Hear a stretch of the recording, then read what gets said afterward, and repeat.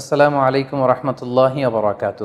Japan থেকে সোনিয়া শারমিন নামে এক বোন প্রশ্ন করেছেন, সামুদ্রিক কোন কোন প্রাণী খাওয়া যাবে আর কোনটা খাওয়া যাবে না। বিশেষ করে উদাহরণস্বরূপ শামুক, ঝিনুক, অক্টোপাস, স্কুইড এবং কাঁকড়ার কথা আপনি উল্লেখ করেছেন।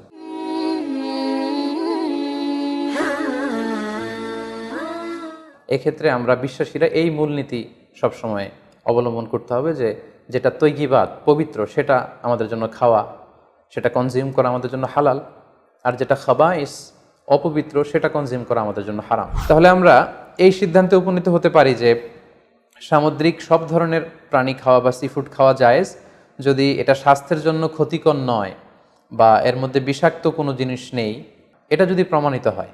আল্লাহ তাআলা আমাদের সবাইকে ইসলামকে সঠিকভাবে বুঝার, জানার এবং মানার তৌফিক দান করুক। আসসালামু আলাইকুম ওয়া রাহমাতুল্লাহি ওয়া বারাকাতুহু।